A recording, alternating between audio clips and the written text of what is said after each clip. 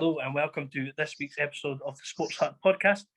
If my counting is correct, and don't quote me on this, but I think we're on episode number 22, which, that was even without my fingers and my toes, so all is well. And I know what you're thinking, Bruce is back, but on the plus side, at least I've been here more times than Bob, and I know that's not difficult. However, that's the kind of minimum standard that we expect, so at least I'm above that, so all is well. So what's been an eventful week in terms of the Euros has seen Scotland play their first two games in our group, and obviously losing to Czech Republic and then drawing with England. So just maybe a wee discussion about those games, some highlights, thoughts on performances, and then maybe some key individuals. So James, let's hear your balanced opinion first of all. Well, let's start with the game that we lost, Czech Republic. I actually thought we were the better team. I do think the team that we picked wasn't the 11 that should have started, but we should have won the game. I think we were good enough to win it. Silly mistakes cost us that game and not being able to finish. The second game, I don't think we actually played as well as we did it against Czech Republic, ironic enough, but we got the result. A nothing each victory by the media standards, but it was a solid performance, but not as good as the media is making out. So let's just put it like that. I'm just going to put it out there first of all. Did anyone else notice the irony in James talking about not being able to finish? No, was that just me that picked that up? Okay. You have to usually start to. Well, maybe possibly. Martin, your thoughts? Do you agree with what James is saying? In parts, I think the second game, I think England fought out and got the draw that they needed. I think within the first game was built up of one mistake, really, two mistakes, really, to the second goal. The first goal, fair enough, wasn't closed down quick enough, but the strikers actually got a good run at it, and it was a difficult one for the defenders and goalkeepers to deal with. So you've got to take it into account. You're going to concede some goals at that level just through good play. Yes, we didn't get it quick enough and stop the cross, which was a sort of major thing. But once the ball was in the air, I can't really fault the defending. They didn't really do much wrong. It was the striker did extremely well to get the first goal. The second goal, two mistakes. Henry's went forward and hit a shot. If that goes in the top corner, nobody says anything about it.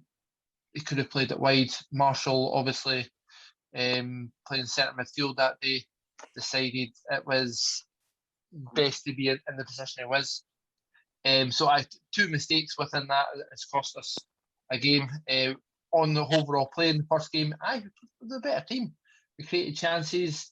The players on the park were the players that I would have picked to be on the park. But the second game, I think he's made the changes that I wanted to see him play in the first game. Adams and Dykes up front to start. It was a big one for me. Midfield change again. I think I'm still not happy with the draw. Okay, we actually fought enough to make chances to win game, and I'm not happy with the draw. I'm just settling for a draw. No, you make a good point. I never got to watch the Czech Republic game because obviously, as we all know, in the middle of moving and it's all a bit hectic. However, watched the England game on Friday, and we could have taken that because at the start, I was sitting there. I was like, if we're going to take this, we need to come out kind of hungry for it. We need to come out fighting, and we did. For me, we were still leaving some of the England boys a bit too open and inside the box. It was getting a bit kind of heart attack at times, but there was enough kind of. We dug in. We were hungry for it. There was fight. We could have taken that game quite easily, I thought. I wouldn't have said easily, but at times we could have. I think you look at the three decent chances we had. There's opportunities there, but I think Jay Adams sliced one. But we got players forward, got the positions. Tierney was a massive difference coming back. I like he was overlapping the wing backs, and they had a good understanding where McGregor would drop in from as soon as he wandered forward. The fact that the back three, although McTominay, I think there was at least 2 occasions that he's gave the ball away. Apart from that, it looked pretty solid. It's difficult to say, obviously. Apart from 2 times he's gave the ball away, there's been 3 or 4 great tackles that he's made. He's dealt with a couple of the players reasonably well. I think my man of the match, though, was Grant Hanley in the middle. I think don't think he'd done much wrong. He's not a football player. He was there to make sure Kane didn't do anything. He passed players on when he needed to, made tackles, won everything in the air. I don't think he lost a challenge in the air that I can remember. I'm just chuffed he sang the national anthem. I was about to say, Gav, I was watching both games and I think all the players were singing in both games, were they not? I thought you would have been chuffed. I thought you said you couldn't watch the Czech Republic game. I didn't watch the Czech Republic game, but I watched the bit at the start, like singing. Yeah, I was quite singing. happy. I was quite happy with that. I think, as I said, just spoke about it, and passion is a big thing for me when it comes to the international team. And seeing them all singing the anthem was a good thing. I think the first game, there was a bit more about it in it. It was built up to being a big thing, so I do think that's why the loss was such a disappointment, even though, as James said, we were the better team. We had our chances, but the biggest thing I think we can all take away from this is that in both games, we've not took any of our chances. There was the one against England that I thought was going to go in, but it was cleared off the line by Reece James, which me and Mitchell were speaking, we couldn't even be angry about that because we're Chelsea fans and we're like, well done to Reece James, he's done a good job there, but fuck him, he's a pig. Oh, shut up, you're talking rubbish. But like, it's one of those things, you need to look at it on the whole. Mistakes cost us in the Czech Republic game, not taking our chances, and to be fair against England as well, we were a bit lucky with a couple of opportunities, especially with Stones hitting the post and Mount narrowly missing. But overall, I think we've got something to build on. Going into the last game, we know what we've got to play for now, and we need to go out and do it. But I think our group is probably the most boring group out of them all recently. The thing about the way that Scotland was set up against England forced England to play wide, and they had Sterling and Foden, who were just, both of them were flat, and then Kane was starved of service, who was also flat. But Gareth Southgate is not tactically aware during the game. He should be putting Grealish and Sancho on at half-time and get people dribbling. And you do that, the game changes. Did you hear about how Donald dealt with Grealish? I'm not a fan. Well, I'd say he's a good player. I'm not a fan of him, but he's a good player. But they would carry the ball, get England up, they would run behind Scotland's defence, and it would be a different game. Scotland benefited from a poor England, but that sometimes it's what you need if you're playing a bigger team. You need the bigger team with the better players to not turn up. We had that. I think there's always a part in that where Scotland didn't allow them to play or didn't give them the chance to sort of get their engine going. There was instances in the game where Mounts made runs and Gilmour's been at his ankles or Foden's been doing something and Tierney's dealt with them. I think Scotland set up well. The way that McGinn was pressing on the holding midfielder, it was usually Phillips that was trying to be the Busquets role, and Gilmour and McGregor were set up to protect the defence and the runners. Mount, and it was usually Foden because he was cutting in quite a bit. But what Southgate should have been doing is, right, Scotland set up like this, we need to play wide, stretch the defence, and he didn't do it. It was I don't think I was watching the game at work, and the guy I work with, John, he is English, and he saw the substitution and just went, he's made every substitution Southgate made was like for like. He didn't change it at all, and you could see, and like you're looking at it and you've got Mount, Grealish, and Foden. Obviously, Foden was off the pitch. Foden got subbed for Grealish, and it's like, okay, look, they're all the same player. They're all kind of doing the same. And you've also got I was saying to him, well, he was saying to me that if you bring on Sancho and get Sterling to try and go down the outside and then put the ball in, but it was like England played the same thing over and over again, which I think made it simpler for Scotland as well. Mm-hmm. And having only one up front allowed Tierney and McTominay to be a bit more expansive with the ball and take the ball out of defence. Whereas he should have put Calvert-Lewin on as well to occupy Grant Hanley, and then Kane the general that he plays at Spurs. So I thought Southgate he did not adapt to the game, but Steve Clarke got it right going into the game, and that's what mattered from Scotland's point of view. I don't think Steve Clarke had to change much through the game. Because England didn't change their tactics, he didn't have to say, right, well, that's fine, we'll have to take Adams over, just go one up front and deal with what they're doing.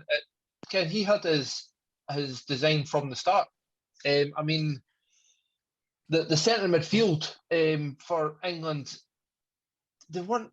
Rice, you could really tell Rice was playing a lot of time. I know that there is a thing within football where it's an importance of being idle, where you can stand still and you can sort of get the ball and move the ball. But he didn't even, did he wait for a space? Did he move for a space? He just didn't do the right things. I think watching England, the way Scotland set up with the 3-5-2 against England, and you look at England's midfield, if they're playing a 4-3-3 with Rice, Phillips, and Mount, it didn't make much sense having the two defensive players.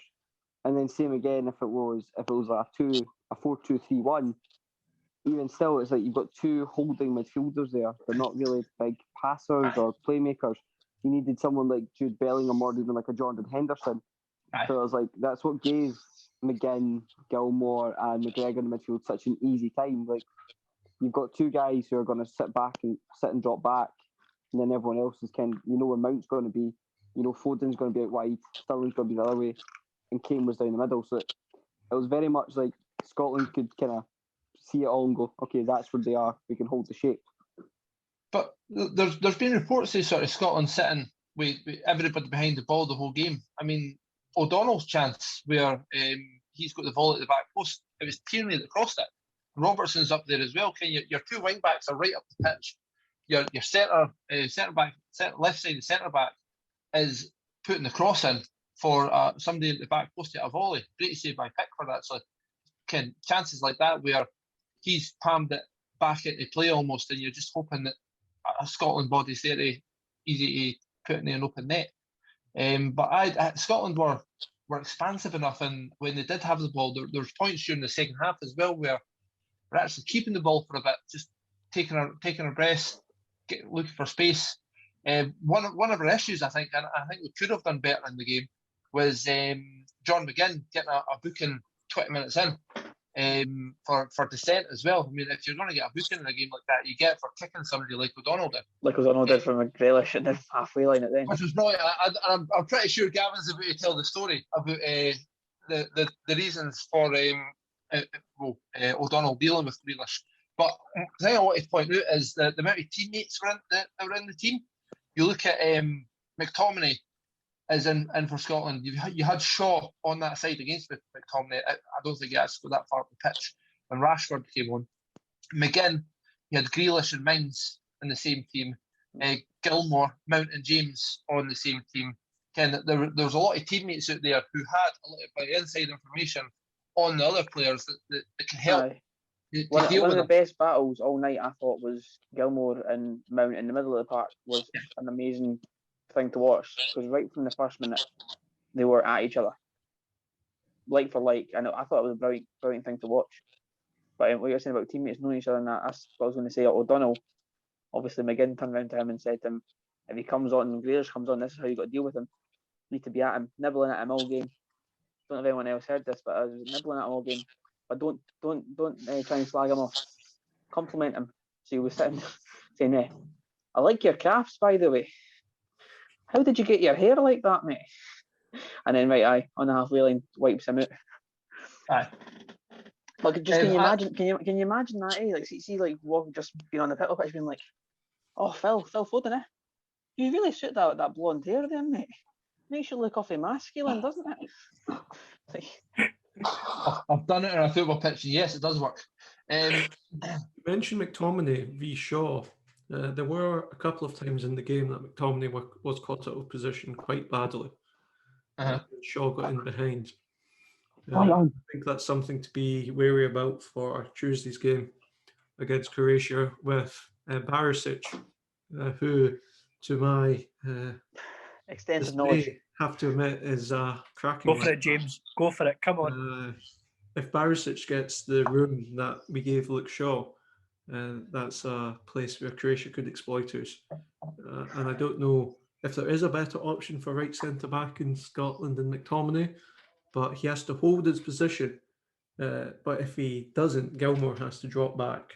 And there was twice that I can record that McTominay got sucked in and Shaw managed to get in with nobody near him. Ideally that the McTominay and Tierney playing in that position alongside Hanley, who obviously I think's put a Celtic just being the constant centre half for Scotland for next wee while. There's a lot of benefits from having them there, but yes, you're right. There is a couple of negatives in the fact that they wander. Tierney not so much. McTominay, it's not his position. It's a new position to learn, and it is difficult. Tierney's played that position for Arsenal, so I think that's why he doesn't get caught out as much. Do you think with McTominay is because he's more used to playing centre mid, so therefore he feels more comfortable being a bit higher up and rather than the deeper position? James obviously wants. But yeah, imagine if it were Raheem Sterling who was there, who was pretty. And if it was actually somebody good. Yeah, imagine if it was Sancho or Grealish from minute one. That could have been a couple of chances from there. And yeah, it was. McTominay and Gilmour just weren't working 100% with each other. It's a new relationship. Yeah. But that's what we're saying about McTominay coming out of position. There's been a few wee mistakes, and they've cost us in terms of the first game. They cost us with. But I feel like was the criticism of O'Donnell and Marshall a bit extensive? You know, O'Donnell. O'Donnell didn't put massively things wrong in terms of Marshall. He had that one where he went out for his cigarettes and his alcohol for the corner shop, and he's was caught out. But Steve Clark said in an interview, 9 times out of 10, it's not going to be an issue. Was the criticism far too heavy on them? Not for Marshall. That was no. He just went for a wander. But keepers nowadays are playing that role. There's a lot I of think keepers nowadays playing the higher up roles in the kind of the super role. If they need an outlet, it comes back to them. But no, I watched the Germany game. It wasn't the one against Portugal, it was one before, and I saw the ball go. The camera didn't pan all the way around. The camera sort of on the halfway line. Then Neuer comes into play and just plays a pass out and runs back. So there is other keepers do it. It's just Neuer can get away with it because he's a lot better than Marshall is, and he plays with a lot better players than he does. Even against England's only shot on target, David Marshall went like that, and he crossed his hands, and if he got that gap, that was a goal. And I was like, oh dear. That's Scotland's number one. I don't think he's Scotland's number one. But I think I've got a couple of apologies to make to Grant Hanley, especially because I think I sort of slated him on his first run. You forget how young he is. Just in case he's watching this. I was about to say, Martin, it's a good job he watches the Sports Hub podcast. He's one of our 4 regulars. To be fair, we thought Steve Clark did after the Luxembourg game. I thought Steve Clark did after the Luxembourg game, but against Czech Republic, he didn't listen to us, so obviously he doesn't. And also O'Donnell, who against England, I think is still not of that calibre. We haven't got a player in that position of that calibre. He's a defensive player, which you sort of needed for the England game, so you wouldn't have a Forrest. I wouldn't have played Forrest or phrase that, against England, because it would be a lot more defensive you were going to be playing in that game, and I don't think they would have been up for sort of that. But O'Donnell defensively did excellent. A couple of mistakes going forward, but Martin, in terms of that role, I read a couple of things today, hearing that James Tavernier has been linked with a call up to Scotland because apparently he's eligible. I have no idea the truth behind this, but would he be someone? Someone of his caliber be? Would you want someone like him in the squad? I would ask James, but I'm not going to ask James. All I'm saying is that if James Tavernier could get called up to Scotland, I'm sure he'd be called up already. I think he would have called him up before Patterson was. He's never going to get an England squad. Who else would you want to be in your team? Is there any other right backs that aren't actually put to a team? I mean, Laporte decided he was playing for Spain. Surely we can get a Brazilian that's what they come play for Scotland or something now that they're out of the European Union. You can just see it, Mick Fernandinho. No, let's do that. No, you look at countries like France. So all the best players French. Ken, the team that won '98, Zidane's no French. He's Algerian. Vieira's Senegal. Well, you look at the World Cup. You look at the World Cup squad. You've got Kante, Pogba. I'm pretty sure the majority of the black players are African. African descent, yeah. Yeah.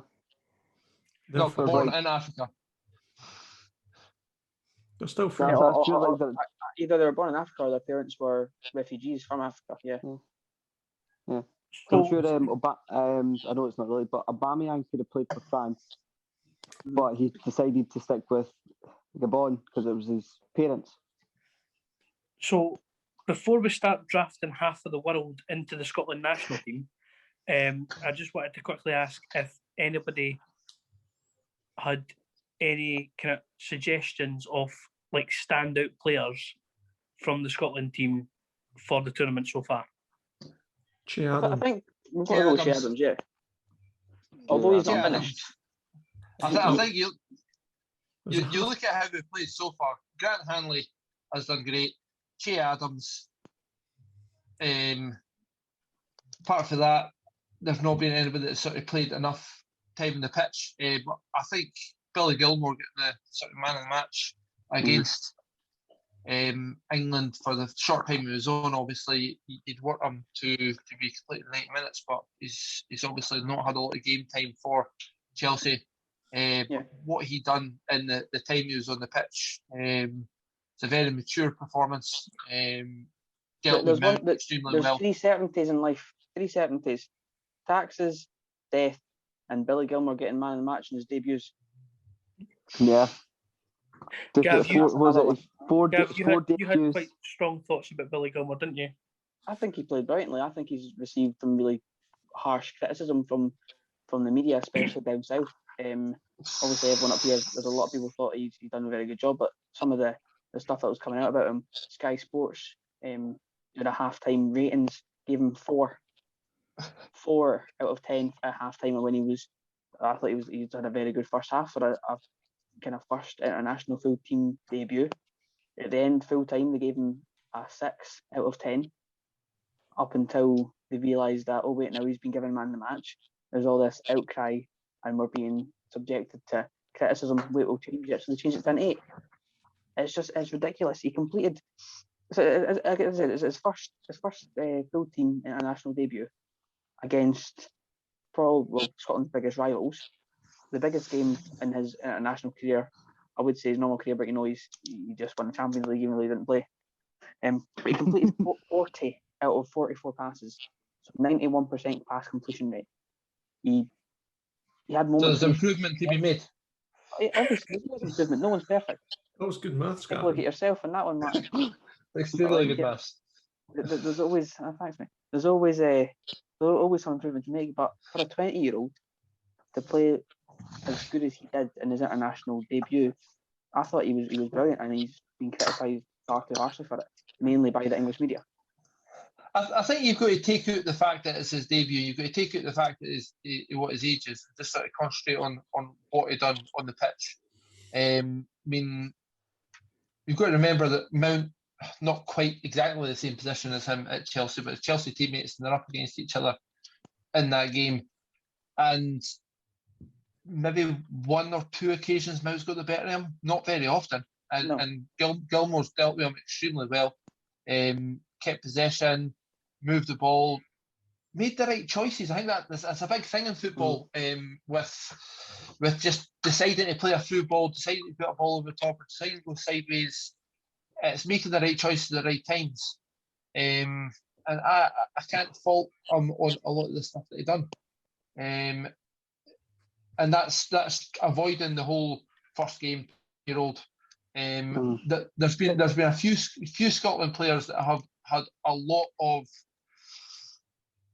ability, and you've sort of looked at it and thought they're going to be a great for Scotland. If you look at Ryan Gold, was it Ferruz? I can't remember the other boy. And you sort of look at them at a young age and you think they're going to do it. They'll be the top player for Scotland for years to come, and it just never comes to fruition. And Gilmour was one of the players that was talked about like that when he was young at Rangers. He went to Chelsea. Never heard from him for a wee bit. Then they started to get a couple of wee games for Chelsea. Got man of the match when he got his debut, and you can start to believe the hype with him. I think is the style of football that football's turned into suits him. I found it interesting listening on the radio, just coming home there, about Billy Gilmour. I think one of the coaches that was talking, one of the Scotland coaches, he's worked with Billy Gilmour since he was 11, and he played under 13, under 15, under 17 in the national team, jumped to under 21s, didn't play with under 21s very long, and then got picked for the national team, which is amazing, really, to show that kind of talent and just kind of rise through the age levels and make those jumps. See, it's the Sky Sports one is what really pissed me off. I've got the half-time criticism here, so you got a 4 for the first half. Handed his first Scotland start, but the magnitude of the game took its toll on the 28-year-old. Bypassed several times in the midfield. The role he was in and what he was asked to play, that was going to happen. Off the pace and again, when trying to recover and out-muscled in the middle of the park as the game passed him by. As Martin said, he won a lot of his man-to-man duels with Mount, who he was there obviously to mark from the first minute. Took an age to find his feet after being pulled from pillar to post. But as we've said, with the wing backs going higher up, he was to playing a cover, and I thought he did a brilliant job. And I think a lot of people share that thought, especially because Gary Neville came out after the game and said Billy Gilmour is a technically better player than Calvin Phillips, which that shows you how much he kind of is highly regarded in football. But it was just, I feel like the way that he was criticised was ridiculous for his performance, with James sitting there with a face like thunder. I think he's got the potential to be supersonic. He's got the world at his feet at the moment. I think even just watching him, like you watch the game and you compare the midfield performance to the Czech Republic game, and there's just little bits that you could see the class that he was like in the corner, so gets the ball one touch, he gets the ball at his back, he's got pressure, he just spins away, and he made it look effortless, which I think is always a sign of a great player.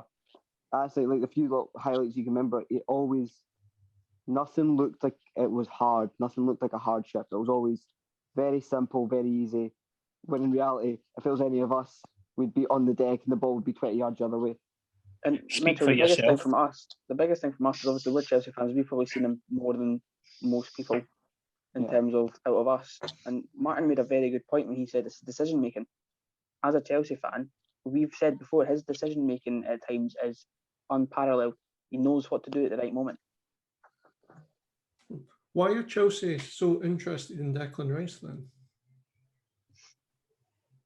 Well, it's a different role. It's a different sort of player. The scouts didn't watch him in the Scotland game because he was pish. There's a sitting midfielder. They've got Kante, Jorginho, Kovacic. They've got Gilmour coming through. Why do they need Declan Rice? If But Gilmour's not good? the talk is that Gilmour's getting put out on loan at the moment, which Steve Clark made a very good point in his post-match interview that Gilmour's not had much time at Chelsea this season, and that's the reason he had to come off after 75 minutes. Putting him out on loan would benefit Scotland. Definitely, 100%. He needs regular game time. But the reason they're putting then- him out on loan is because they don't think he's good enough to be a first-team player yet.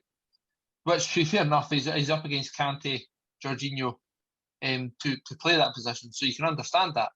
He's up against future Ballon d'Or winner N'Golo Kante. But Yeah. they're linked with a multi-million-pound move with Declan Rice.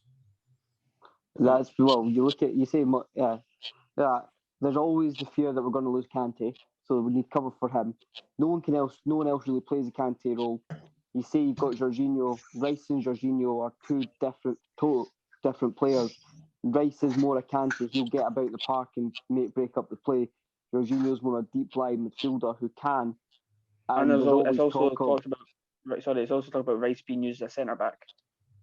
And there's always issues of Jorginho possibly getting sold or moved on as well, because he's never been, as a Chelsea fan, he's never been someone that the fans have fallen in love with. Especially when Maurizio Sarri's got a new team. Yeah, that's another thing. Yeah, But do you think? but Do you? and they've also got like Loftus Cheeks in that as well, who could come back in. You've got Ross Barkley to come back as well, so we have got an abundance in the midfield. I'm not sure what way Tuchel's going to play, if he sticks with the 3-4-3 or if he goes to a 4-3-3, which he prefers to play. I think you've got to remember Chelsea's philosophy is buy as many players as you can.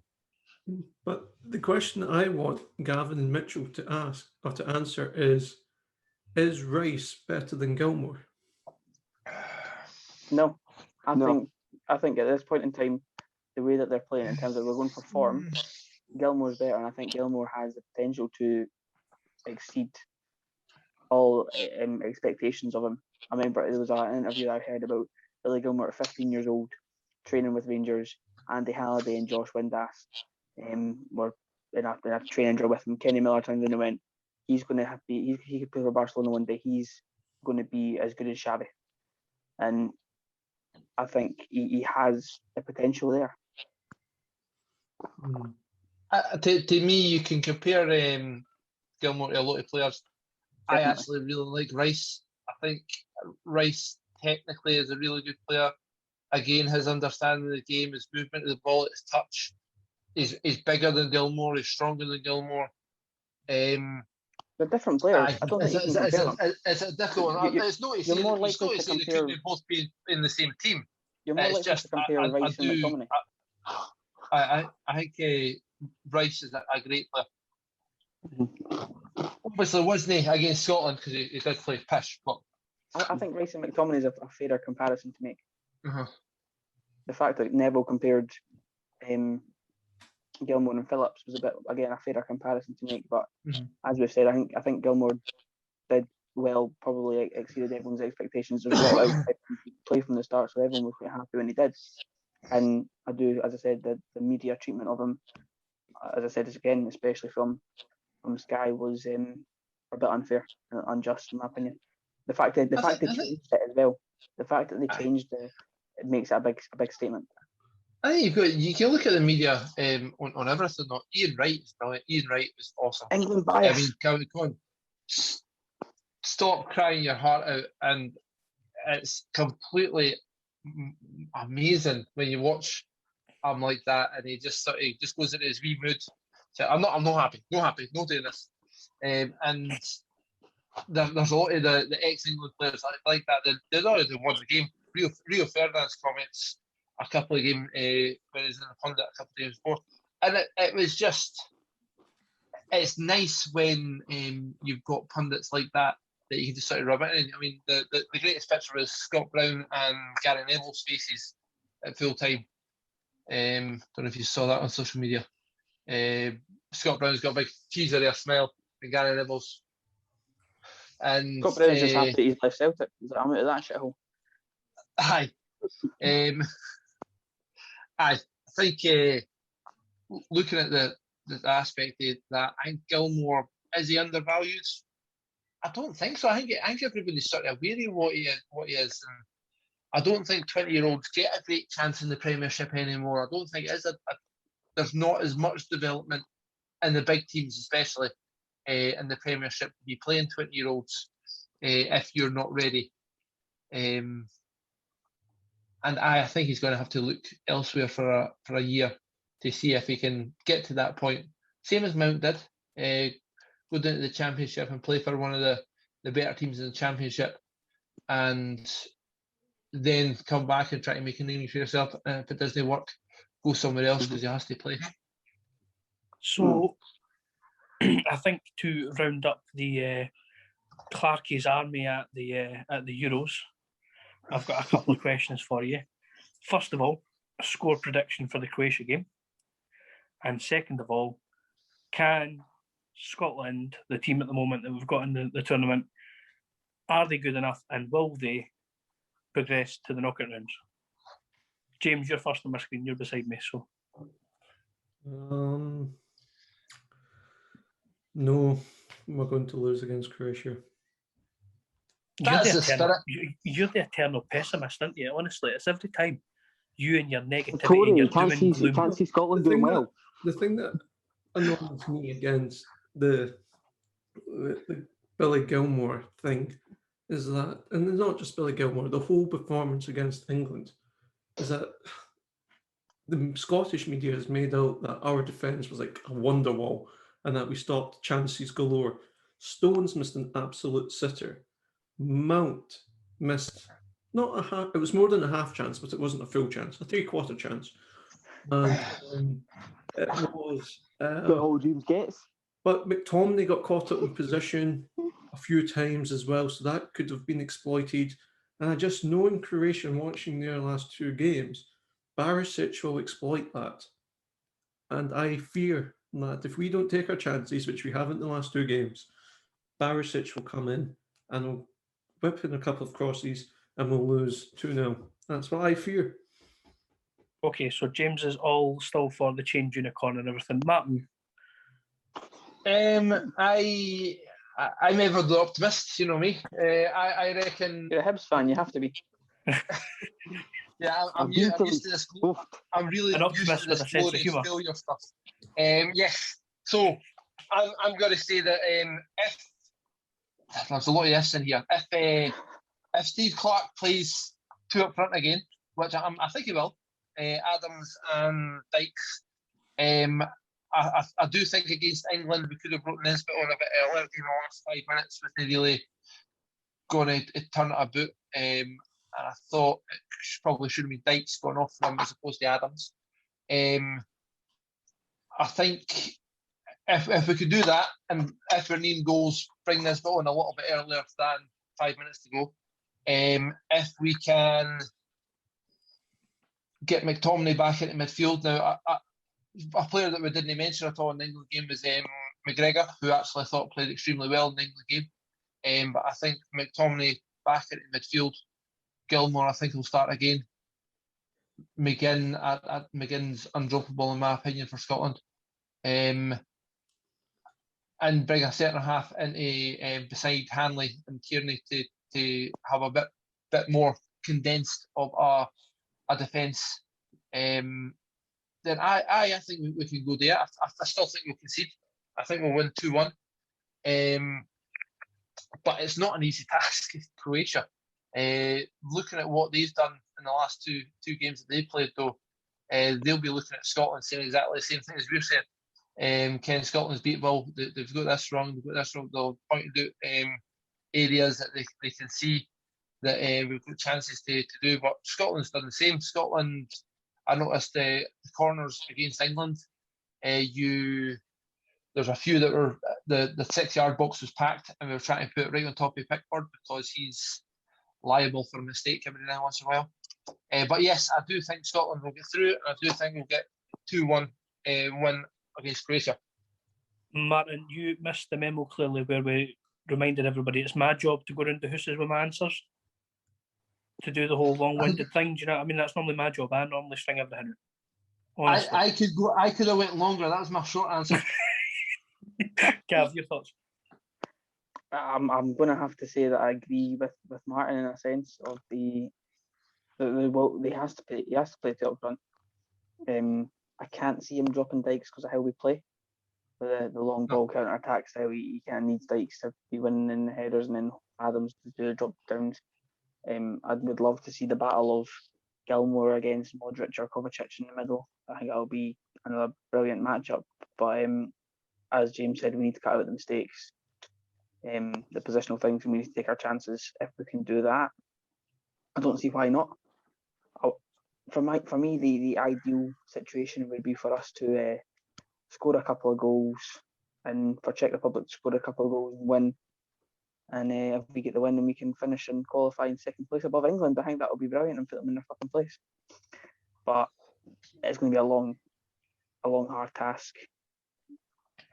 Will we manage it? I hope so. But I do again. I'm going to go with Martin and say 2-1, 3-1. I can't see it being an easy game. Mitchell? I'm staying away from Tory because Tories hate Scotland. Sorry, Scotland hates Tories. My bad. Got that wrong. My bad.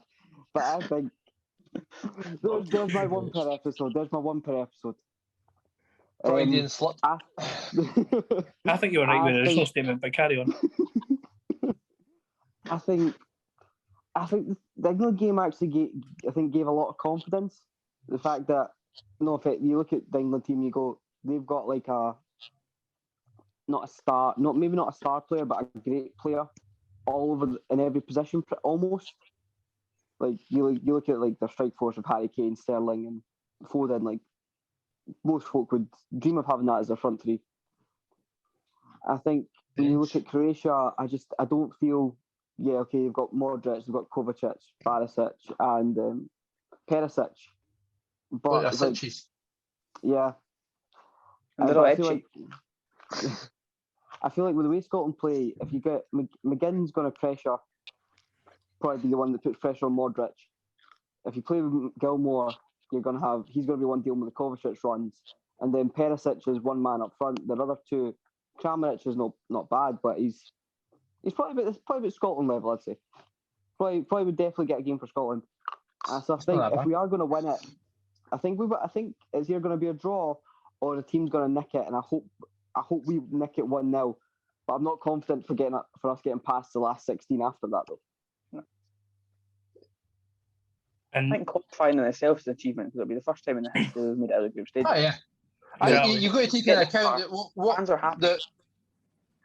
What you've got to remember as well is Euro 96, which you'll all remember fondly, is I was born after that. I wasn't even born. Scotland only missed out because of goal difference to get in the next round. Scotland got their first draw against Netherlands, and then they lost to England, and I can't remember if we beat Switzerland or whatever. But we'd only just missed out on going through on goals scored. So Ken, it will be close. We have left it to the last game. We needed the first game was the thing that let us down. We needed to win the first game to actually put us on a good footing. This is us having to make up for it now. And I agree on the score 2-1. I'd originally predicted 2-1 for the England game, and that didn't quite go to plan. So we'll see how the Croatia game goes. But staying in Europe, and I know, James, Europe's always a topic you're not very keen on, but staying in Europe, and in particular around the football, while we've all been caught up in the Euros, at some point we're going to hit Champions League and Europa League time. And James, do you want to take it away? Just quickly, while we're starting this, I'm going to do the first ever seen on Sports Hub podcast of the vanishing podcast member for 2 seconds. James, crack on. Is this where we're sitting talking about Bruce again? Well, I adore Europe, just not the European Union.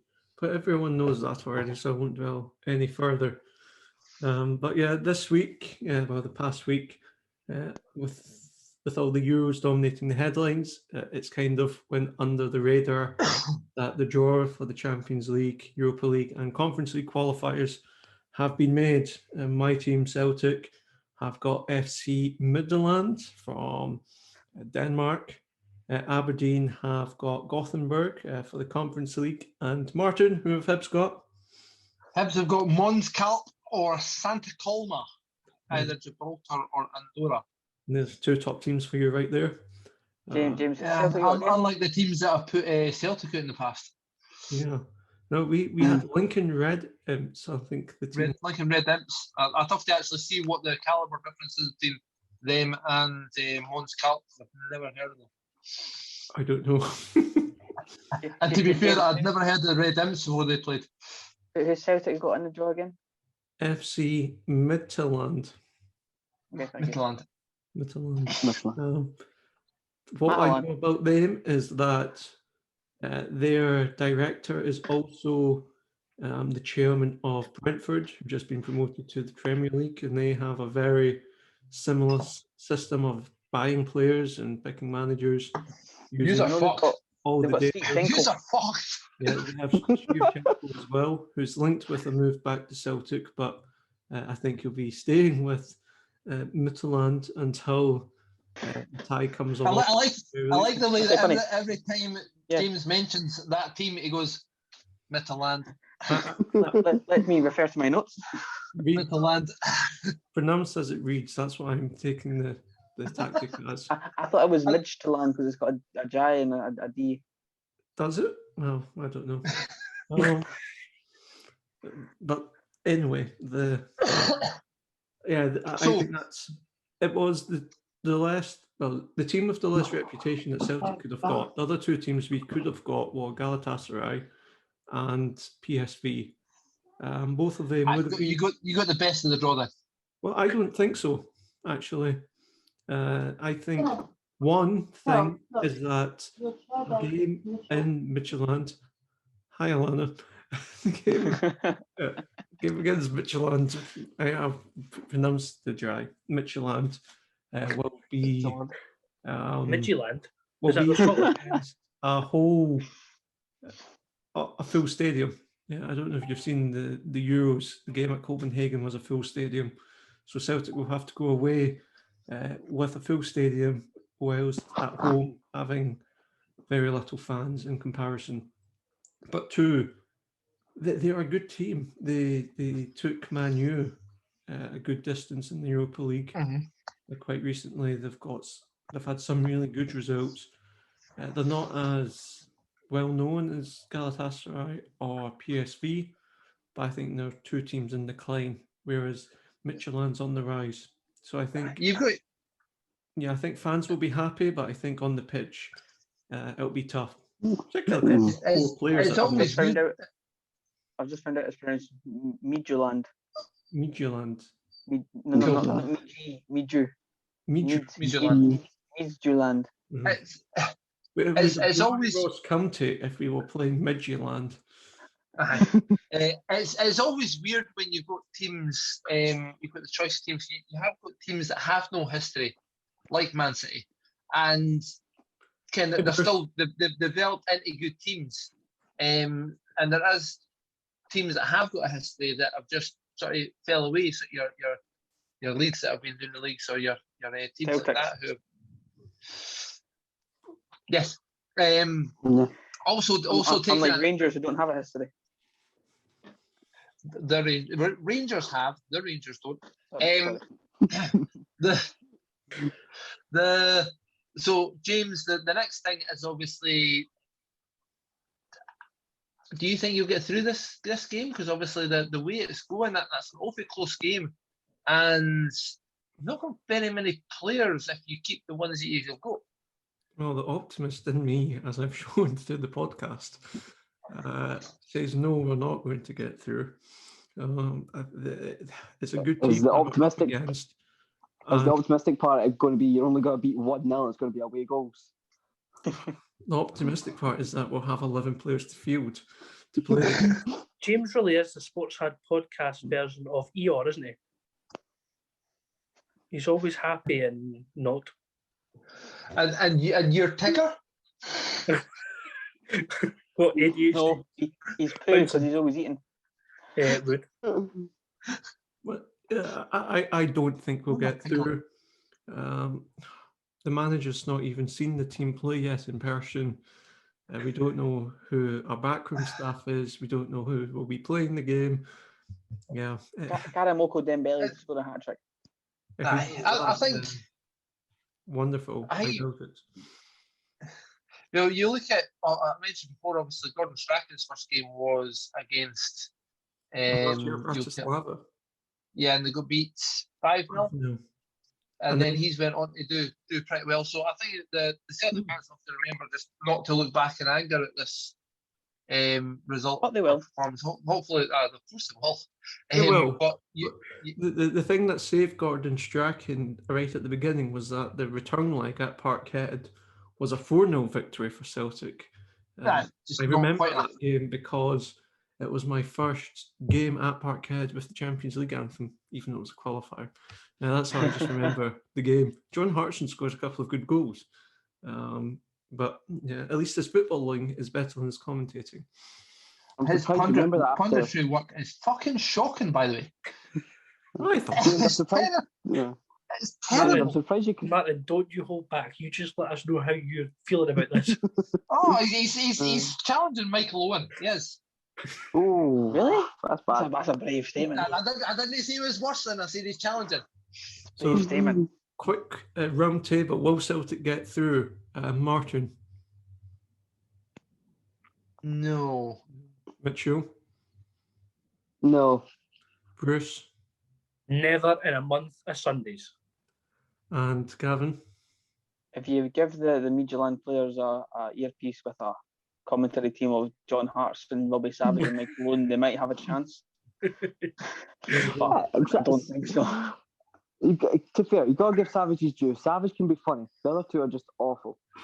So there you go. Five Did you people know? we Did asked. you know that Savage's son plays for Man United? Tells you every fucking game. I didn't Martin, actually will you know not- that, to be fair. Well, I didn't. Martin, I will you not genuinely get didn't too know ahead that. of the round table at the end here? Will you just calm down a bit? But You're then getting ahead of yourself. it's not only Celtic who have had their draw this week. The Conference League, as we said, was a draw. A wee Also bit. known as the Diddy Kind Cup. of- Yes, and when Didn't Turkey win that, did he? when the person who made the draw, who I call the Shaker Maker, made the draw, were you happy with the team or the teams that they pulled out for Hibs, Martin? I will be completely honest. Yes. Why? I think you've got a couple of issues with it. Obviously, the way the Conference League is set up, you're not going to get any big names unless the big names are on the way down. Celtic. So this is it's a money making exercise for Europa again, but it's one that actually benefits football in my opinion, which is You know, in this for round, their thing. Benefits. You know, in Hibs, this round not it's a big benefits thing. football. Oh, You know, in this round it's a big thing when Hibs are the big team in the draw. yes, and that is an issue with it. But I mean, I have issues with the Europa League because you can come at the Champions League and fall into the Europa League. You can come at the Europa League and fall into the conference. So it is a tournament, but it's a case of, let's get knocked out of the Champions League early enough that we can go into the Europa League and try to win the Europa League. The principle of the idea of the Conference League is actually pretty good. That it's more teams playing more games against foreign teams. It's teams that wouldn't usually get the chance to be playing in Europe as much, and they're all playing at a sort of certain level. But there is teams within the league. I mean, the Switzerland league's pretty good, and there's other leagues that are going to be playing in it that they'll walk the conference. But on the whole, I do like the principle that you're getting more teams playing in Europe. You get more fans interested in getting abroad and learning other cultures and having a piss up. So I do like the concept. I do think Hibs should go through this game. I don't think it should be an issue. But I then have the idea that Hibs will find a way to fuck it up. So Martin, you're sitting there with the hopes of Hibs qualifying, getting pissed, bathing in a champagne supernova like James was spunking in his bath a few months ago in the podcast. It's an interesting dream you've got there, mate. Yes, you're there. Thanks. I like the concept of the idea though. I think Aberdeen as well. I think Aberdeen will probably that they should go through, but again, they're another team. And the thing that helps Hibs over Celtic and over Aberdeen is it should be more of a settled team. We might lose a couple of players, obviously. Nisbet's performing for Scotland, so I'd expect a bit of interest for him. There's been a couple of other players that have been doing well, but should have the same manager, should have the nucleus of the same team.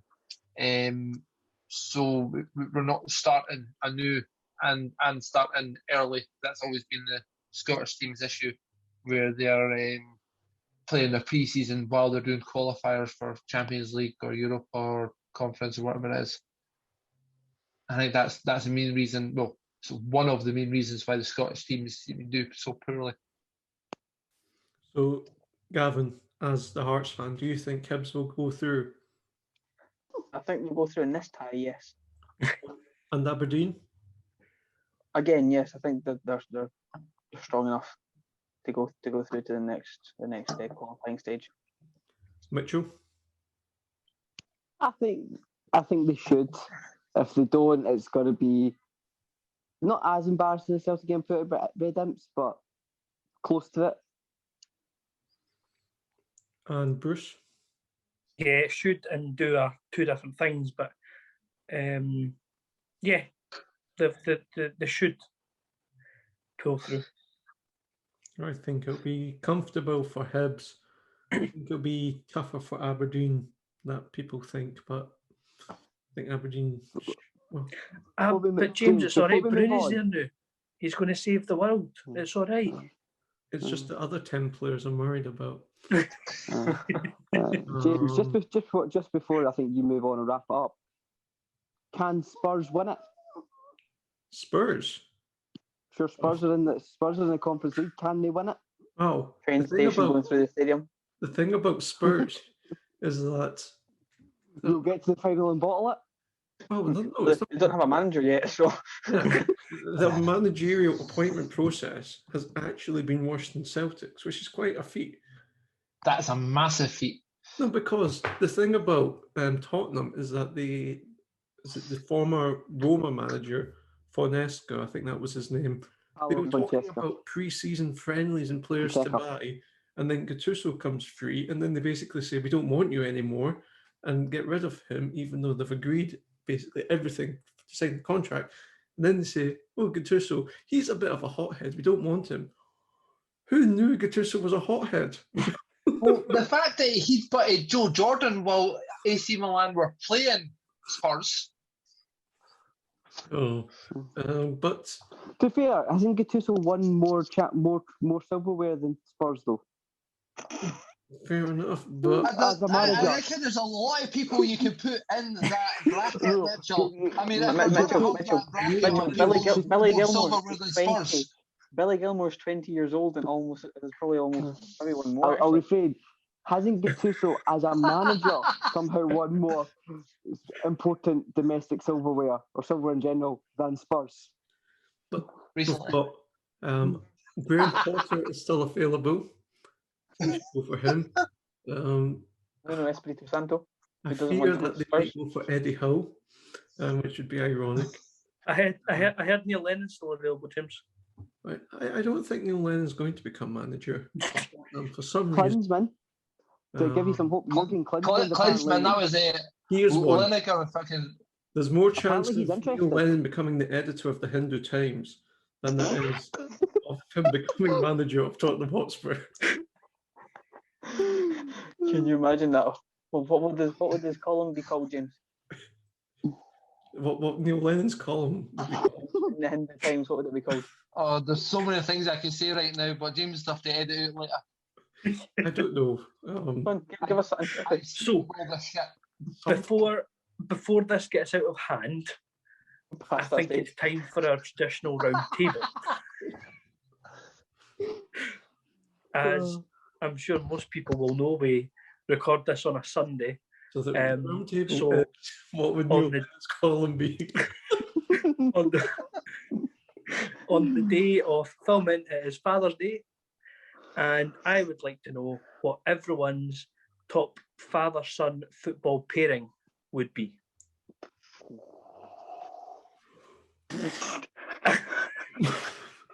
What was great there, Bruce, is you gave us a great chance and a warning that we would actually have a chance to think about this and try to figure out somebody that is even related to somebody else. I'm going to go first. Oh, thanks.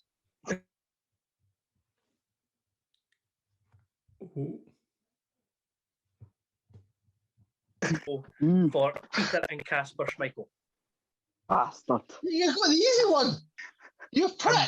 I'm going to go for Peter and Casper Schmeichel because, and I could be wrong, and I probably will be wrong, but I am pretty sure they are the only father and son to both win the English Premiership. Now, I could be wrong, but I think that's a cracking fact if it's right, by the way. Bruce, I think it's disgusting. You didn't go with your club of Rangers and go with their player. I think that's just disgusting. You had to go for the glory hunter. Oh, wait, no, I quite like that fact, and that's purely the reason I chose them. I do like the fact that you pulled me up on the Robbie Savage and his son playing for Man United one. Well, exactly. I gave you a heads up there. What's the heads up? Come on, you should surely think of somebody. I've got a few in my mind. I can think of a lot of brothers. That wouldn't fit in with Father's Day, Martin.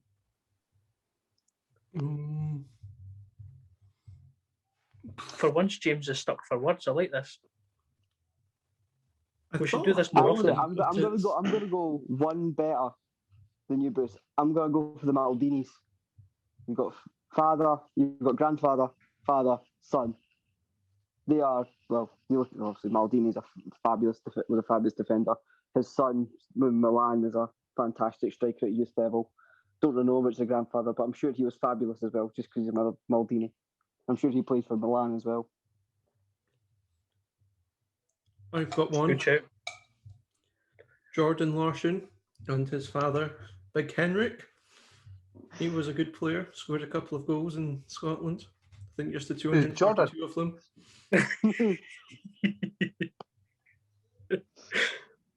Right, boys, the pressure's on. Linked with some big moves at the moment. Is it Spartak, I believe, just now? Who? Jordan. Jordan plays for Spartak Moscow. I think he's been linked with some big moves in Europe. Yes, he's been linked with a move to Celtic. I said big moves, James. Big moves. From a personal point of view from the family, that's a big move. So would Barcelona, hey, Gavin, from a personal point of view, but they're not exactly equal, are they? Gavin, you got one? I've got a few in my mind, mate, but I'm just waiting for you to go first. Oh, thanks. So I can round it off nicely. I'll go for the obvious one. I'll go for Haaland. I'll go for his father, who people keep saying that Roy Keane broke his career, but it wasn't the case. It was a little like mangled. And so the Man City player and his son, who he scores a couple of goals for Borussia Dortmund every once in a while. Well, that's great for Norway. Right. That's what I'll go for. The pressure's on to the Jambo now. We'll see, there's loads when you think about it, you know. Kluivert, Seedorf, his sons are coming through. I saw an article about Didier Drogba's son signing his first professional contract at 18 years old. He's got big expectations of him. But the one I'm going to go with is Edwin van der Sar and Joe van der Sar. I feel like Joe could have a big future ahead of him. I believe he's an Ajax player. He's on loan. He was on loan last season, but there's a big expectation for him to be a lot more involved, especially with Anana's ban for doping and the fact that he's linked with a transfer away from Ajax. I feel like he could have a potentially a big breakout season. So I'm going to go with the Dutch. Awesome. I've thought of one for Scottish football explicitly. Dean and Kenny Shields. Talking about good duos here. Awesome. So, on the note of the Van der Has there been a Sars, better one in Scottish football where both of them have played in Scotland? Dean was a great player. Managed. Aye, in League Two for Rangers. Oh, I like the penalty he scored against Hertz at Tynecastle was good. Then ran into Craig Gordon, who stepped in his way. Didn't see him because he only had one eye. Well, It blindsided him. before you make me do editing, I think we'll wrap it up. So to steal James's ending, follow us on Facebook and Twitter, and find our YouTube channel. And if you can think of any better father-son pairings than Dean and Kenny Shields, do let us know in the comments.